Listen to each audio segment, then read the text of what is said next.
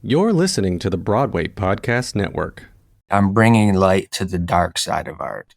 The dark side of art is all of the letdowns, the depression, the mental health struggles, the addictions, the things that we get caught up in because our creativity is akin to a godly aspect, the creator of the world.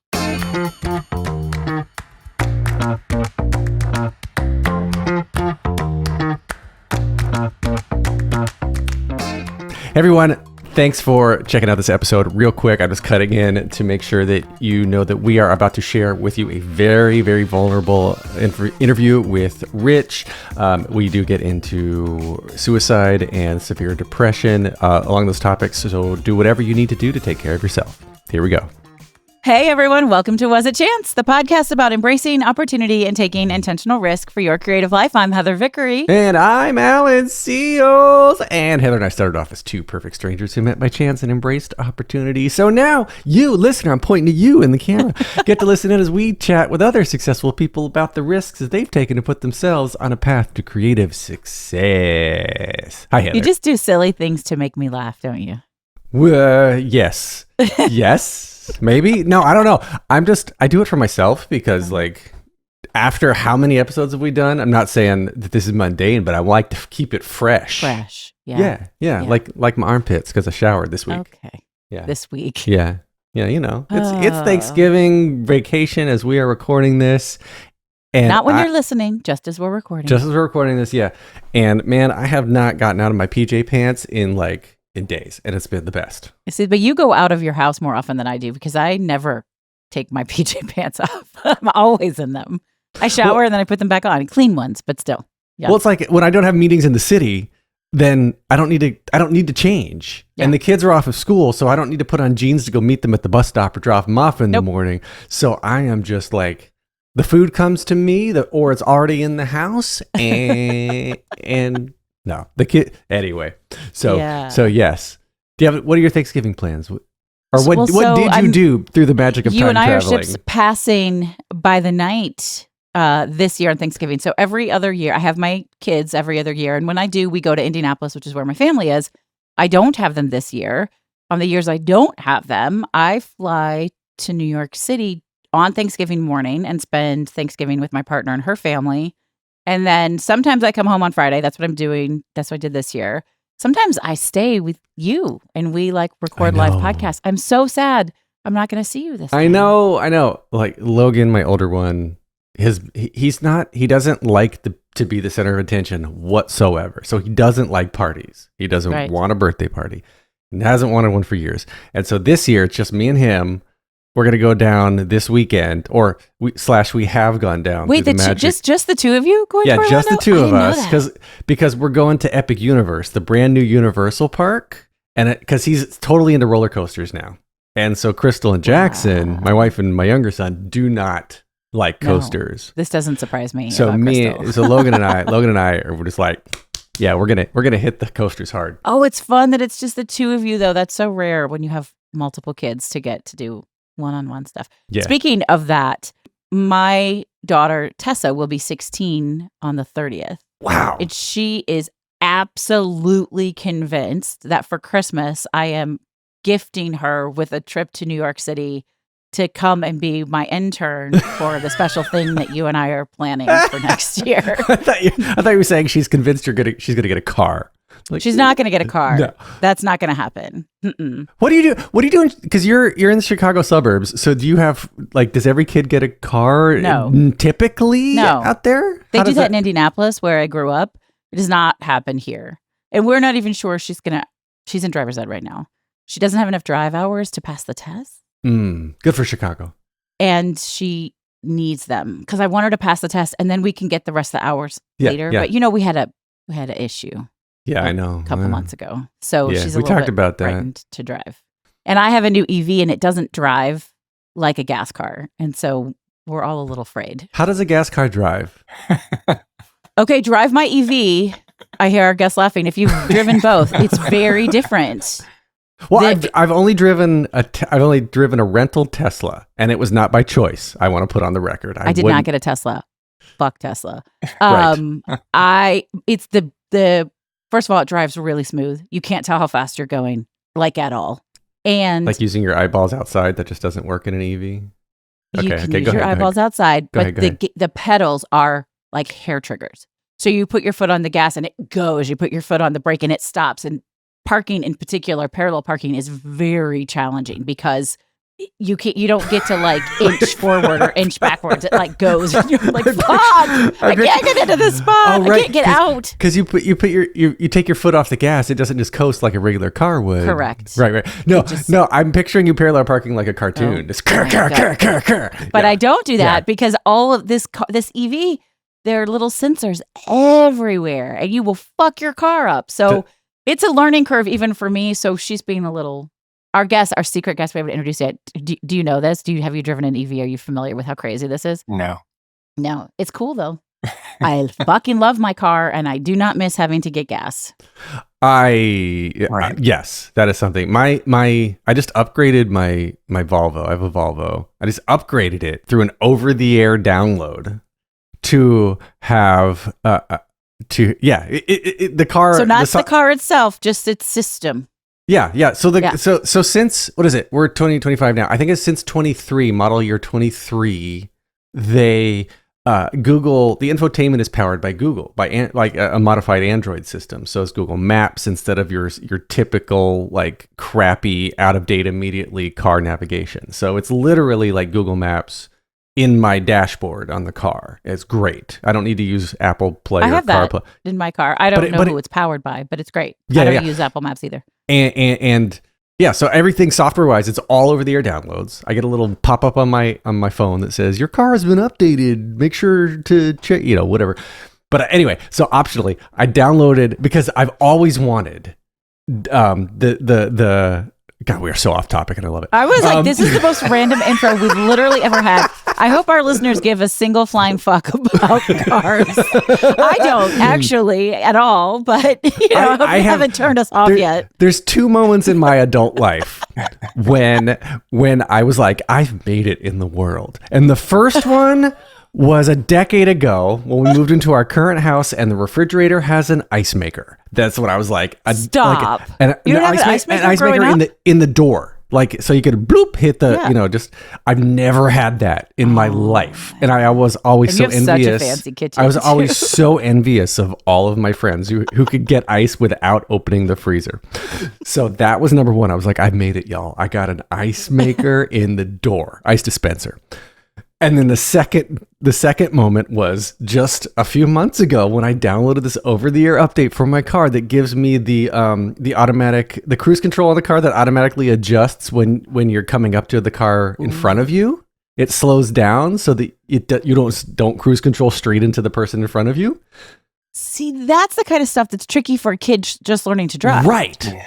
That was my point. My car does shit like that. Yeah. Yeah. And so but what I didn't realize that also comes with this feature is auto steering. So I turn this thing on and my car starts driving itself through the turns. And I'm like, what the fuck? That it's so creepy cool. Because literally, I'm just driving with my little finger. I have one little finger on the steering wheel. What if the tech breaks, though? It scares me. Well, that's why I don't take a nap. Dumbass. Anyway, should we introduce let's get to our guest. Let's get to our guest. Thank you. If you're still listening, we all really thank you, especially our guest who's like, the fuck am I here for? He's already gotten up and come back like 5 times. No, that's not true. Went out for a smoke break. Very patient. Yeah. Y'all, we are joined today by Rich Wright. He is an artist, musician, and the founder of The Artist Recovery, a powerful initiative helping creatives rebuild their lives and rediscover their art in recovery. A multi-instrumentalist, very cool, and a visual artist himself, Rich's journey from addiction to purpose is a story of transformation, creativity, and service. I can't read. It's almost Thanksgiving, y'all. Okay. Through the artist recovery, he's creating space for artists to heal, reconnect, and find freedom through community expression and authenticity. And obviously, he's very fucking patient. Rich, welcome to the podcast. Hello. Thank you for having me on. I've been Do you have any enjoying thoughts myself you want to already. share about What the is cars? your experience with EVs and you Never know, drove one. adaptive cruise control and everything? Too chancy. Too chancy? Yeah. I'm not much of a chance guy. So Well, okay, but that's interesting because you're here on Was It Chance? We're all about taking intentional risk yeah. for creative success. Yeah. I was like, how did you find your way to this podcast? I don't do that with vehicles though. I've been Okay, I've been in it's too where many you draw the line. too many accidents. Yeah. Yeah. I would not let my car self-drive. I can tell you that. But- It's kind of cool. It's creepy. Anyway, I love tech. Can you I'm a nerd. Can you tell? He's a nerd. I am a nerd. Rich, too many accidents. Okay. I'm sorry about that. Sorry for your insurance. He hasn't had too many accidents. He's saying there's too many accidents with self-driving cars, dummy. Oh, sorry. I took him saying too many accidents I've too. been in He has too been many in accidents. Oh, you've been in too So, many see? accidents. Yeah. I guess I'm There the we go. dummy. I wanted You're not. All right. You're no dumb. Well, maybe you do need a self-driving car then, if you're the problem. No. I was in an Rich. accident with a car that didn't have electric in it, and it just stalled out in the middle of a rainstorm. That's As terrifying. we were going downhill, ended up going off the road. I went through the windshield eventually, and yeah, Wow. Oh my not, God, you're okay. not Yeah. got neck Let's- issues. But Oh my goodness. Well, and that okay, so that's kind of interesting. We want to go back. We want to hear about young Rich, but we were very clearly stated that you're here, your work is in the recovery, artist recovery, creativity and recovery. Where in your recovery was this accident that caused so much damage to your neck? it was I was 25. And from my perspective, when we're talking about recovery, it's not over addiction or anything like that. It's mental health Okay. issues. I've had mental health issues since I can remember as far back as 3 being depressed. It's And- 3? Yeah. Wow. That's so sad. Yeah. Depressed, sad, couldn't understand things. I always wondered why I was so small. I felt like I should be in a bigger body. So, Oh, interesting. I wonder if there's a Huh. reincarnation thing there. Like you, yeah, right? I I'm don't know if sure. you're spiritual or woo-woo, Yes. but that feels Yep. like, I'm sure that's Somebody- what it was. yeah. Oh, wow. That's so fascinating. Yeah, so the whole artist recovery scenario is us redefining recovery as renewal, resilience, and creative transformation. And that's based off of, different things that creatives go through, whether it is mental health struggles, whether it is addiction, whether it is alcoholism, any of the aboves. It's just a reminder that, hey, you're not alone. I'm here. I've experienced many things that you may have experienced, and maybe even more things. And I want you to know that you're seen, you're heard, and you're not alone. Wow. I love that. Where are you based out of? I hear a little twang in that accent. Little twang. There's both sides of the family's from East Tennessee, but I was raised here, just northeast of Detroit in Michigan. Wow. So you Wow. kept you kept a little southern accent in Michigan? You just inherited it from your parents. Yeah, because being raised by them, it was this just the way that they talked, and then summers, holidays, all that stuff. We would go back down to Tennessee to meet with the family and stay for a while, all that kind of stuff. Well, that's what I was. Michigan is one of those states that's kicking some serious ass right now. Yep. Very cool. We're trying to. Yeah, trying like to. it's a banner state right now. I'm impressed. Well, I was asking about where you're based out of is because like the artistry kind of stuff that I'm happy that a place. I mean, I was gonna say like Michigan as a whole state is not typically where people go to. I was like, are you in LA? Are you in New York? Right, like right. Tennessee, Yeah. Nashville, that area, I can understand. But like, where were you as a younger kid that got you down the artistic path? What did you want to do? I always say that I was given the gift of creativity. I don't have a whole lot of education or schooling around my creative abilities or endeavors. And when I was a kid, one of the things that I wanted to be when I grew up was an architect because I thought Michael Brady on the Brady Bunch I love that so much. was so cool because he didn't have to leave his house to do his work. He just went out into his office and was at his drawing table. And I thought that's exactly what I want to do. Never ventured into that realm, but That's really interesting. That was modeling the first hybrid kind of work from home model. Yeah, good for the Brady Bunch there. There you go. Yeah. Changing work culture. for sure. Just for the sake of a storyline. Yeah. But so you didn't go into architecture, but Nope. then what did you what did you do? Yeah, what did you do? Well, when I was 15, growing up, my dad was a mechanic. My mom kind of did multiple things. She was a hairdresser. She worked out of the house doing that. She worked at different schools that I went to, whether it was preschool, elementary, or even into junior high and high school. But when I was 15, my dad had a collapsed lung. Oh. And he was out of work for 9 months. So at that point, we were kind of like, we need to do something. Me being the older boy, I was like, I've got to help provide for the family. So I tried to get a job at a local food chain. It was called Tubby's here in Michigan. I think they have some in Ohio.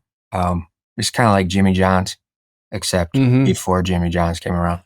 So I went in, applied. I was only 15 and got through the interview great. When they got to the point of double checking my birth date, they're like, we can't hire you until you turn 16. But if you want to come back in a few months, we'll absolutely hire you in. So I had to wait. It was a few months, came back on my birthday. They hired me in.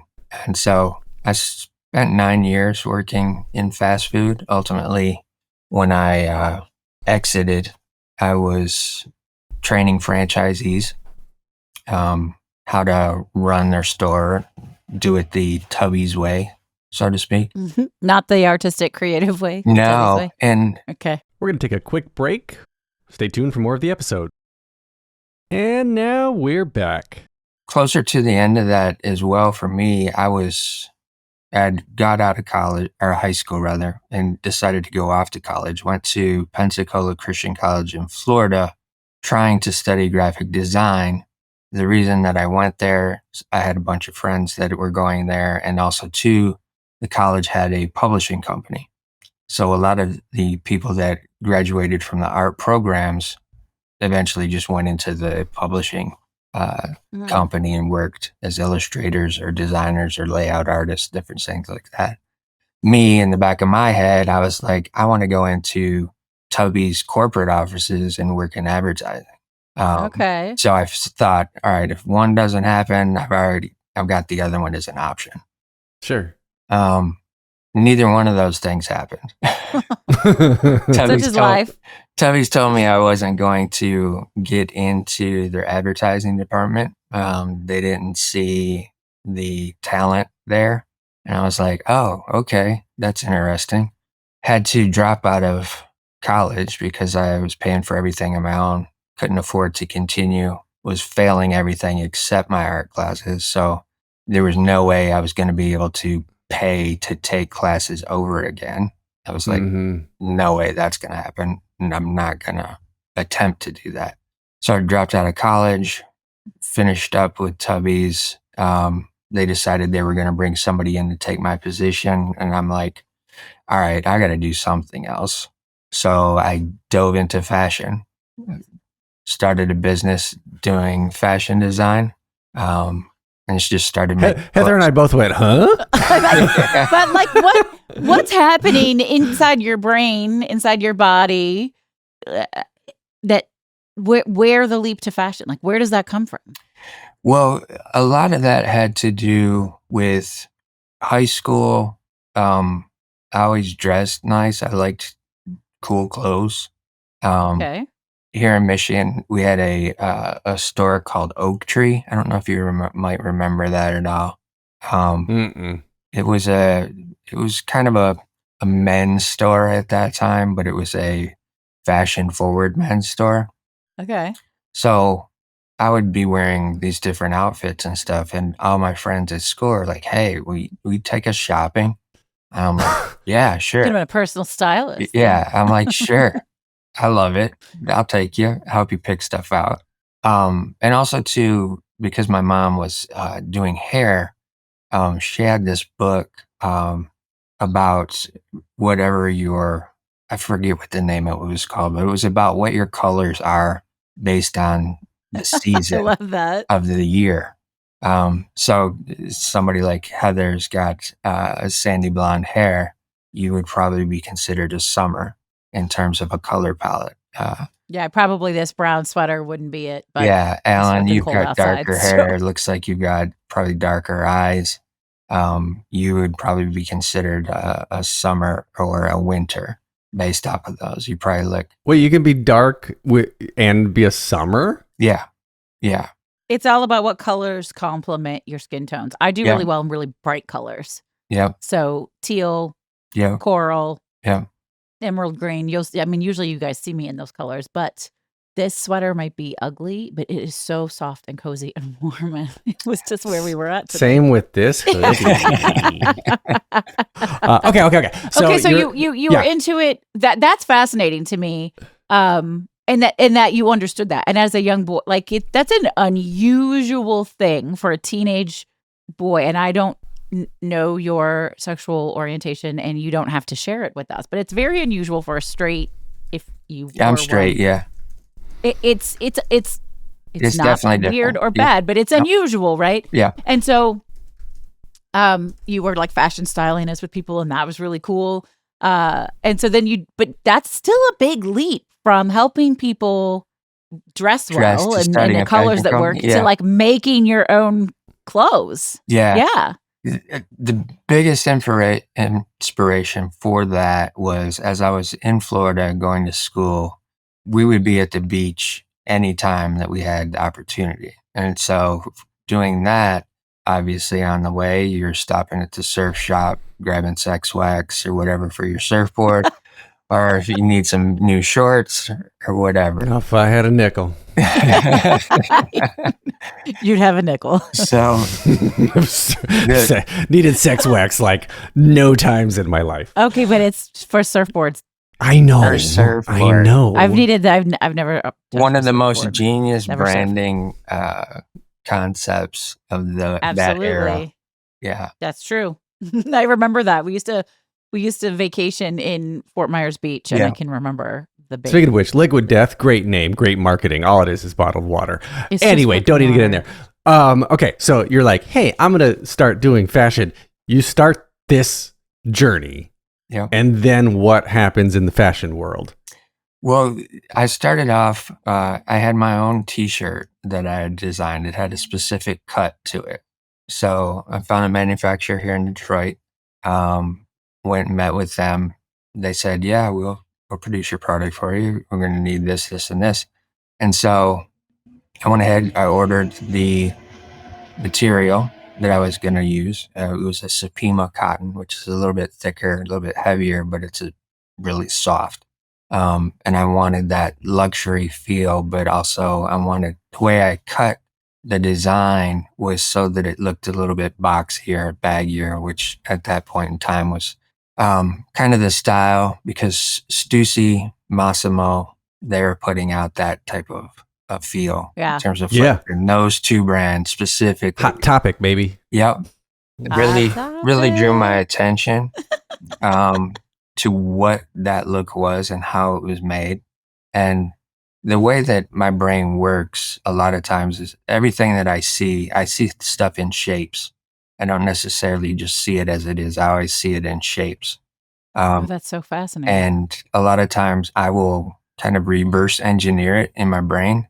So I'll tear it apart. And then from doing that, I can figure out how to put it back together.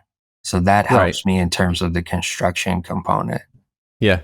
So did you have a successful fashion design line?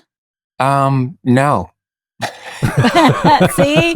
What's a chance? You got to take a risk, man. It was definitely a risk. Definitely a risk. What happened, because I didn't go to school for it, didn't know anything other than I could draw it. And if I could draw it, I figured it could be made. That was my whole mindset. That's probably true. But the fashion industry is tricky. Yeah, it has been the case. So what I didn't understand is that I needed to make sure through the production process that they were cutting everything according to the size measurements that I gave them. So by the time that I got everything finished, and one of the other things that played into it was I was rushing the production to be able to set up at Lollapalooza, because I had a friend who worked at a local music venue, said, hey, I can get you in as a vendor for Lollapalooza if you want to do it. And I'm like, yeah, absolutely. Let's make it happen. So I was rushing the production to get it produced. And then after that, I was going to have to take it to the embroiderer and the silk screener to get everything that I had created graphically applied to it. So by the time I got to the venue and set up, there's another scenario that took place. There was another designer set up there who, unbeknownst to me, had an agreement with the touring production people that there wouldn't be any other vendors selling t-shirts and hats and stuff like that. Yep. Even though they had merch for the bands. So I'm thinking, I know this designer. I've seen him around. He's been on the TV, on the news, all that kind of stuff. I want to give him some of my product just to say, hey, fellow designer, wanted you to have some of my product. Next thing after that, I've got the tour management coming over to my booth, and they're like, we're going to have to shut you down. And this is like 20 minutes before the gates are supposed to open. So I'm like, what are you talking about? Why do I have to shut down? He's like, well, we have an agreement with this other designer that we wouldn't let anybody else sell t-shirts and hats. And I'm like, but my stuff is not even close to what he has. He's got t-shirts he's bought and just screen printed. I've produced these from scratch. These are nothing like what he's selling.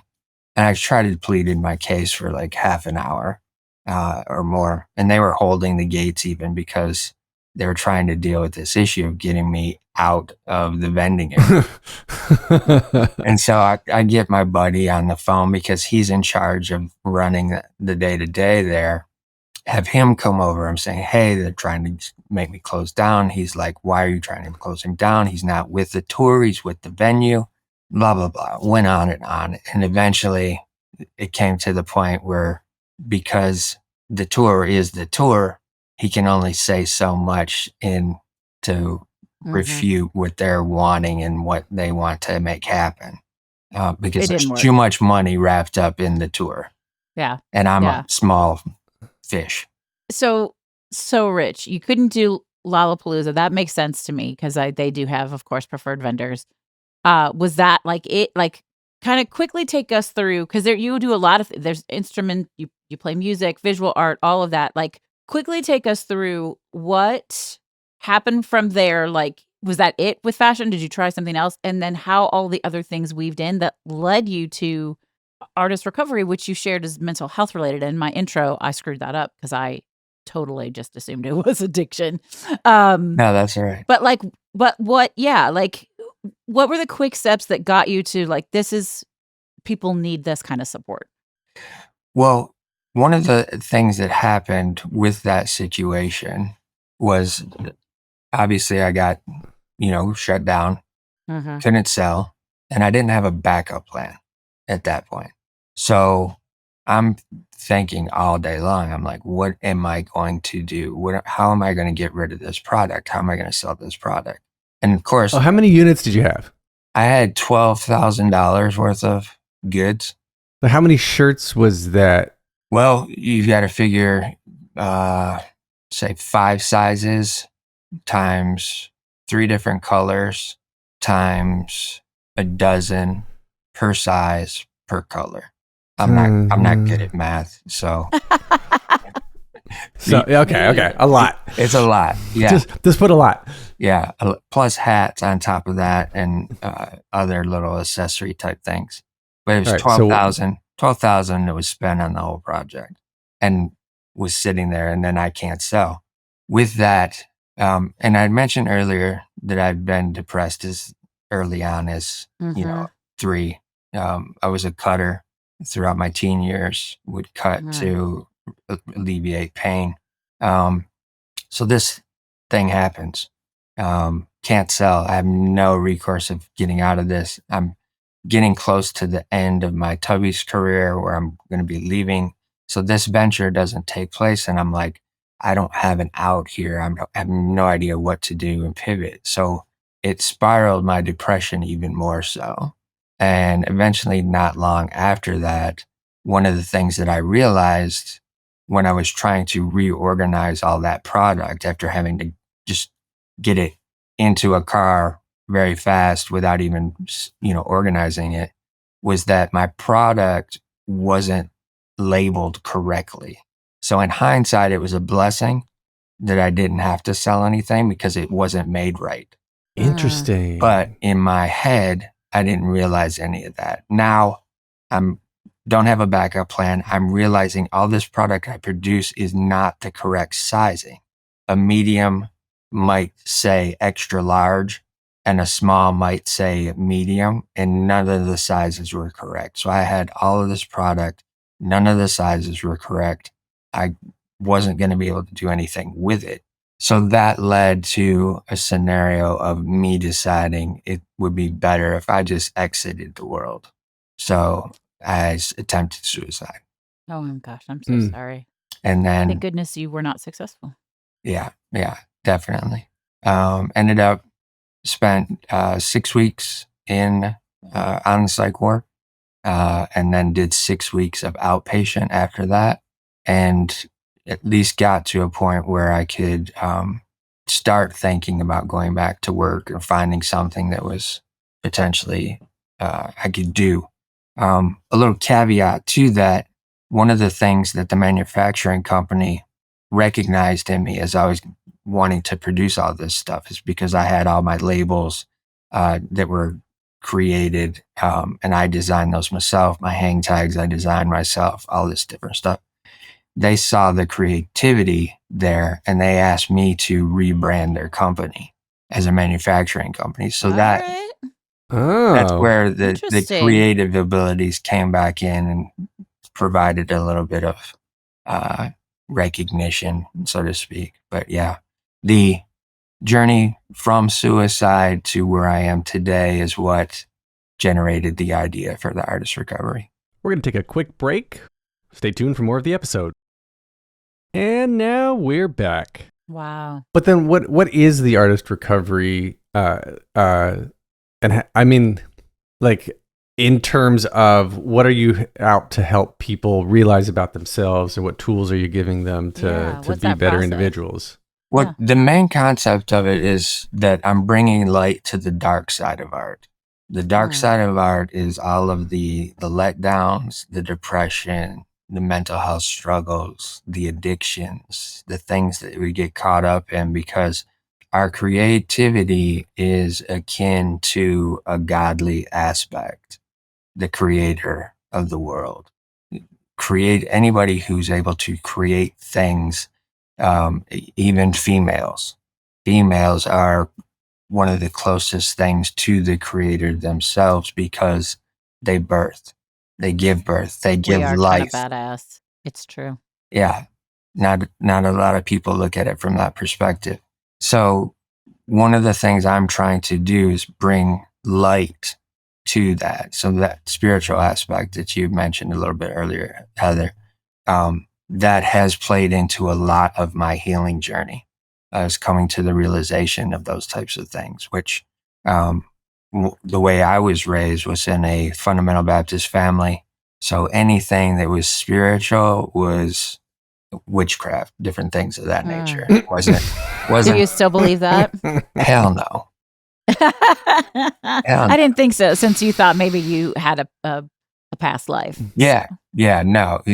completely changed. And, we can get into the turning point of that realization at a point in the conversation. But it's bringing light to the dark side of it. So it's letting people know that, hey, we have a mental health issue in the world. But when you narrow it down to the creative we do, community, certainly, yeah.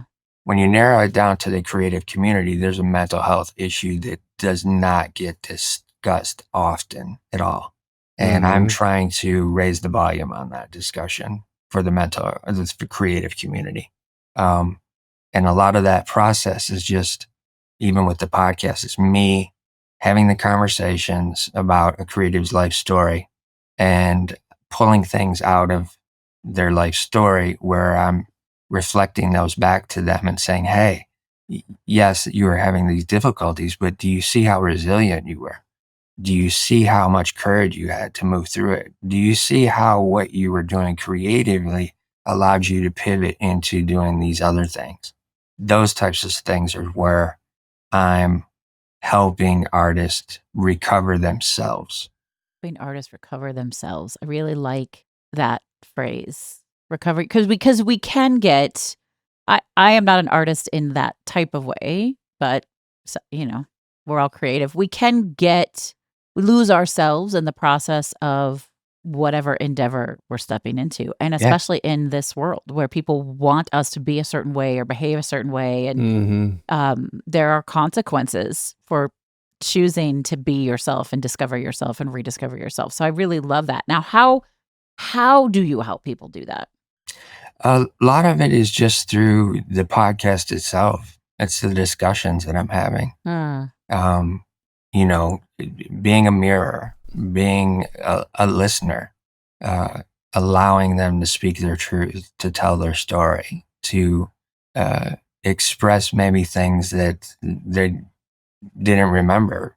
And a lot of times what I'm seeing in these conversations is that people are remembering things that they had been, tamped down for years and years and years for whatever reason, whether it was just to block that emotional pain or just to block that memory altogether, just because they haven't thought of it and they're older at this point in time.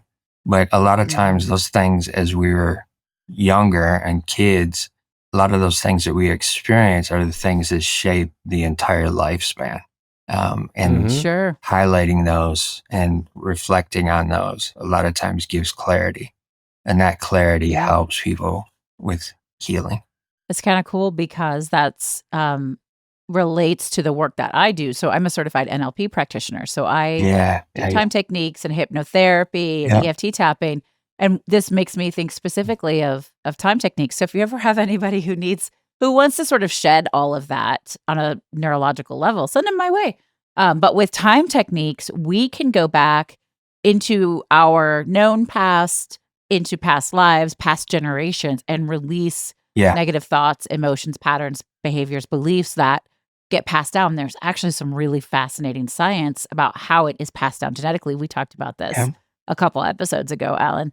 And so I think it's really cool, Rich, that you're doing this with creatives and artists who, I think a lot of times people get into art to, for lack of a better term, exercise their demons. Like it's got to come out. Not it's necessarily. It's an expression. Yeah. It's expression. And especially like art or like painting art, right? Like, or even writing is very much like this has to come out of me somehow. Yeah. Yeah, for sure. And even music. And you mentioned that I was a musician. Of course. I'm not a musician, but I've worked with musicians. You have? Yeah. Do you play any instruments? No, I don't play shit, so no, no judging. I don't. But just from that perspective, I mean, we know that music can change a person's life. One song can get a person through a tough time. Or help them identify or find a story in the lyrics that makes it relatable. Yeah, absolutely. Yeah.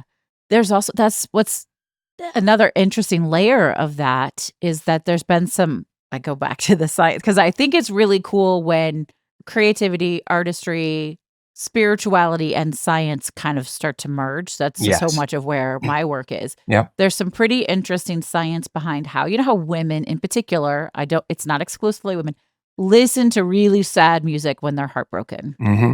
There's some amazing science behind how it helps you heal and process your emotions. Absolutely. But I didn't know that. Yeah. Women get so much shit for it all the time. Girls, young girls, right? Oh, why are you doing this? You're listening to this depressing music. You're making yourself more miserable, but it actually is healing you neurologically. Yeah, it's cathartic for sure. It is. Oh, I didn't know that. And that's the thing for me in terms of all the years that I've been in therapy and have worked with multiple modalities of therapy. It wasn't until I started looking into alternative modalities that I really started to find healing. At one point in my lifespan of being in therapy, I went to the University of Michigan Depression Center. And I went there for approximately 6 to 8 weeks-ish, roughly. And at the end of that time period, I was called into the chair's office, the head of the depression center, and he literally told me, "We can't help you. We've done everything that we can in trying to help treat you, and we can't help you any further." And I'm like, wait a minute. What? I'm like, you're supposed to be one of the top universities in the country, and your depression center is considered one of the top in the country because of the research that they do. And you're telling me you can't help? Like, what's happening here? I'm not understanding what's going on. So that experience created a interest in me of trying to figure out, all right, if they can't help me, what are some of the other things that might help me? Which allowed me to start looking into the other modalities of healing opportunities. Wow. That's like, I think, a blessing and a curse, like a really good, unfortunate experience. Yeah. And side note, for those who are watching, we lost Heather in this interview just now. There's a storm surge rolling through Chicago right now. She just texted me and said that her power surged, so she's like got a reboot or something. So maybe we'll get her back by the end of the episode. I don't know. But I feel like at the time it must have been devastating to hear something like that. You're like, what are my options? I literally have no options. Yeah. And then instead of like going to the worst case scenario again, I feel like, you used it to your advantage and created this great like blossom opportunity out of this. Yeah, I've always been a seeker, so I'm always looking and observing and trying to find something that is going to make sense to me. There she is. She's back. And I'm on my iPhone, and we'll see how this goes. It's the weirdest thing. There's no visual storm, but I heard a crack and all the lights flashed, and then everything stopped. Something got fried. Yeah. Sorry. So I don't have access to my notes or anything, so we'll just chat for a few more minutes and go on about our merry way. That's cool. So yeah, it provided the opportunity of like, all right, what am I going to opt to next? And all the while too, in my brain, it's still functioning from the perspective of I need to exit this world. So even attempting to go and find some kind of help somewhere else. And I was fortunate to have a psychiatrist who was willing to allow me to do those types of things, look at other avenues. She was always sending me out to another psychologist or psychiatrist who was working in a specific modality. Said, hey, let's go over here, see if this might help. She was very fortunate to have somebody like that. And when this took place, she was a little bit disappointed herself that this response came up of, we can't help you. And in my head, I'm like, all right, so it's time for me to try and exit again, whatever. Just get out of here. But yet there's always been this little speck of light when I'm ever in that dark tunnel. It's far away, but there's just a little speck. And I'm always interested in trying to see if that'll get brighter in some way. All you need is a little bit of hope, right? Yeah, exactly. A depressed optimist. Is that a thing? Probably. I would imagine it is. I would imagine it is. Because sometimes, like, you get to the point where it's like, fuck that light. Like, it's not getting any bigger. Like, if you're not going to come closer and get bigger, then fuck you. I'm not going to keep trying to get to you. But, there's different opportunities that come into play. You find something that might allow you to realization or a bit of clarity to, oh, maybe this will help me. Maybe this other scenario here. Maybe tapping will help me. Maybe EMDR therapy will help me. Maybe hypnosis will help me. All of the things. I've worked with just about everything except for the hypnosis part. Haven't done any hypnosis work, but I've tried everything else. Interesting. To have you done time techniques? Yes. Okay. I have not heard it said as time techniques, but the way you explained it was, from my perspective, regression therapy. Interesting. Okay. So that's how I related what you were saying. I understood it. Interesting. Yeah. Huh. Well, I think that is a brilliant path forward, and what you said really resonates with me. It's like, no matter like how bad you're feeling, just hang on to that little bit of light. Just try to make that little bit of light get bigger and follow that. Yeah. And then if you're heading towards that light, then the darkness is behind you. Yeah.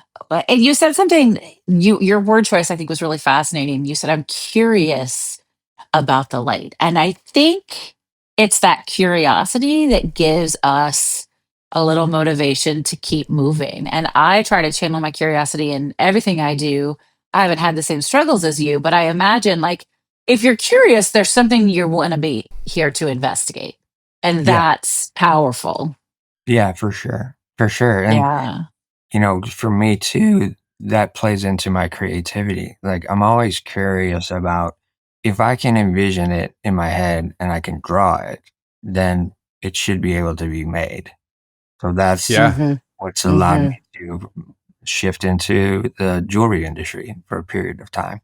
Was I knew I could draw what I wanted to have produced, and that curiosity just allowed me to do exactly what I did with that first fashion company. I started a jewelry business with no information about how it was going to be produced.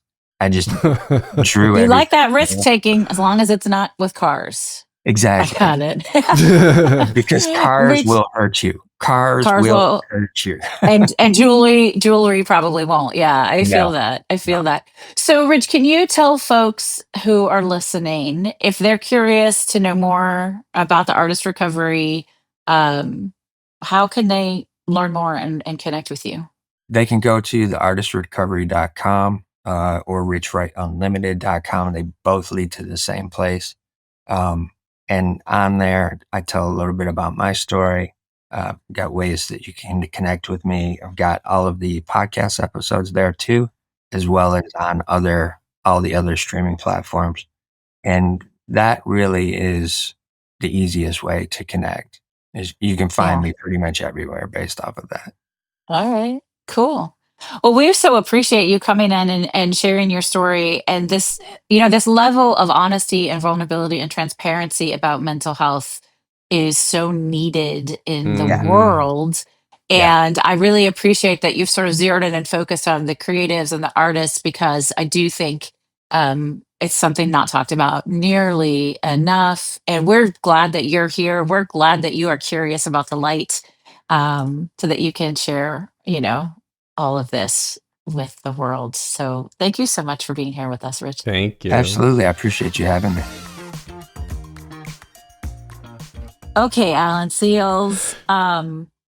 We've never actually had a conversation like this. I don't think so. Before. No, we haven't. Especially not on the pod. I'm sure that we have had conversations around mental health, but not quite this level of vulnerability. And I appreciate so much that Rich sees this in the artist community and wants to help people, see a little bit of that light and be curious about it, because I think it's just really important work. It's interesting that you called that out, the word curious. I'm curious about the light. I'm curious about moving forward and seeing if I can make it grow. There's something that somebody said to me once in college about depression, and they said, I don't get it. Why don't you just choose to be happy? And that has set with, this is literally 25 years ago now, that I still think about when they said that and how completely off the mark that is. Because like conscious mind is saying, I can be like, there's the light. I want to walk towards it. I'm curious to see if it can get better. I want to be better. But then there's this like, this completely different being inside your own essence that is just like, nope, not going to let you feel that way. Like it's so hard. Certainly not a choice, right? Anybody who's ever experienced it knows. Not if a you could choice. choose, you would choose differently. Yes. Like there's no, not a choice. I would do that. If it was that easy, I would do it. What a fascinating conversation. We went from a really in-depth conversation about cars. Cars to fashion and Lollapalooza. And then my internet, we had an internet surge and everything went out. So now I'm on my phone with my AirPods. So the sound is wacky. That's why. But it's an important topic, and I'm glad that we have the kind of platform that can have an open, honest conversation. Certainly, and maybe we should pull this content and put it in the show notes. Certainly, if you are struggling with mental health, reach out to Suicide Prevention Hotline. Find somebody somewhere who can help you see that light and be curious about it. Yep. Or just, you can also write us. We'll respond. We'll respond, but we are not mental health professionals. But we will definitely respond. We'll respond. Speaking of we're not pros. No. Did you see that we got an email from a listener who listened to our 100th episode with Bianca and shared just how timely it was, and she's reinventing her life at 56 years old, and I was tickled pink. Like, y'all, we really love to hear from you. Yeah, that was so cool. I love it. Well, folks, you have been listening to Was It Chance? I don't have my notes in front of me, so let's see if I can pull this out of my ass. You've been listening to Was It Chance, the podcast about taking intentional risk for your creative life. I'm Heather Vickery. And I'm Alan Seals. And this conversation smells like roses. It came out of your ass.